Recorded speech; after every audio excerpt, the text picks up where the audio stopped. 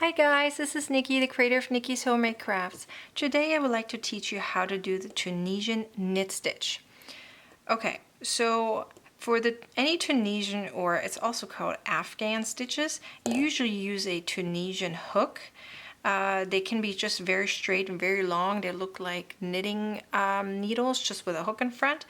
And in the back it has a little stopper, but for this purpose, because I'm very close to a surface, it's very hard to do that with a long one. I'm just going to use a normal crochet hook. Also, it's because it's very small, it's easier to do for me. So just for demonstration purposes, but technically for Tunisian stitches or Afghan stitches, you use a long hook.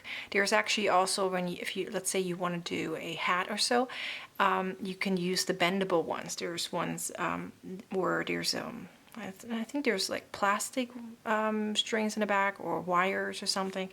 I have some listed below in the description in case you're interested for that. Okay, so let's get started. So for the normal, for the Tunisian knit stitch, you actually start out just simply the same way as a Tunisian single crochet. So you start with a second chain from the hook. So most people go into the back bump here, but just for demonstration purposes, I'm just going to do from the front, okay? So you start out as if you would do a single crochet, but you're leaving the loop on the hook, and you just keep going. So you don't finish up that single crochet, okay? So that's how it looks like. It's very easy. Just go through and pick up a loop. The first part is done. It looks like knitting now, but it's crochet. Then you work your way back. So you yarn over, and the first one you go through one, and all the other ones you yarn over and go through two. Just like that.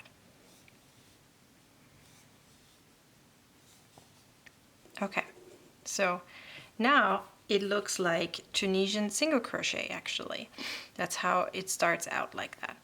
But we're doing something different now. So for the Tunisian single crochet, you would go through here and pick up the loop from the front. But for the Tunisian knit stitch, you go to the back. So let me show you a little bit more clearly. So here you can see these front, let me just use my hook so it pointed better. So here's these front posts, okay? Now if I turn, you can see there's also back posts, okay? So now what you need to do is you need to go through both of them, right in between, okay? If I just pull this apart a little bit, let me see if I can do it with my hook, okay? Like that.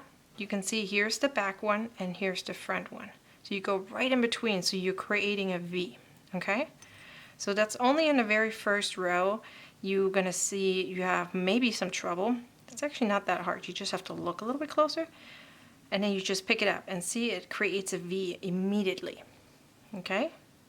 So what you can also do is kind of you push it to the side. So you go through here and then you bend back so that the back post right there is on that side, on, let's say, my right side, and then the front post is on the left side.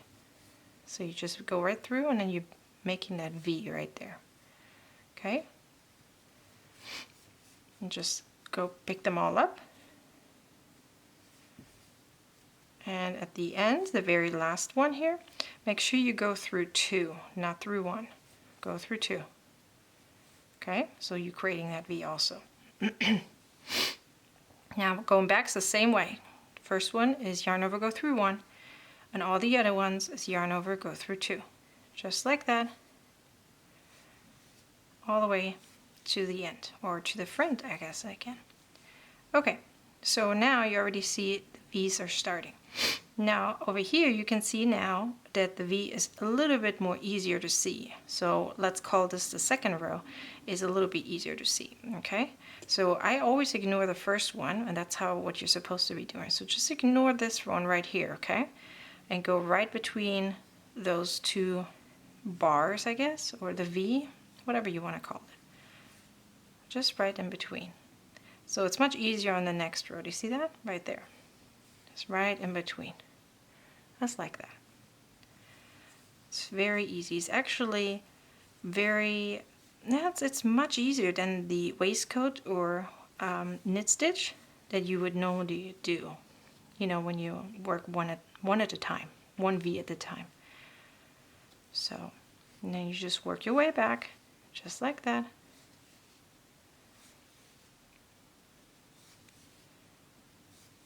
And then you start it all over. So let's do one more row. Okay, so right between the V, just right between. It's much smoother, it's less pressure and tension than the waistcoat stitch. So if you are getting one of those bendable ones, you can make hats with this stitch instead of the waistcoat stitch. But don't get me wrong, I love the waistcoat stitch. I made many of those hats using that stitch. But this is also very easy and very smooth. Just in case you're interested, this is how the back looks like. Similar to knitting, it really does look like knitting in this case, but it's crocheting. So I hope this video was helpful on how to create the knit stitch or the Tunisian knit stitch using the Tunisian stitch style. So give me a thumbs up if this video was helpful. I hope you subscribe to my YouTube channel for any future videos. Thank you for watching. Bye!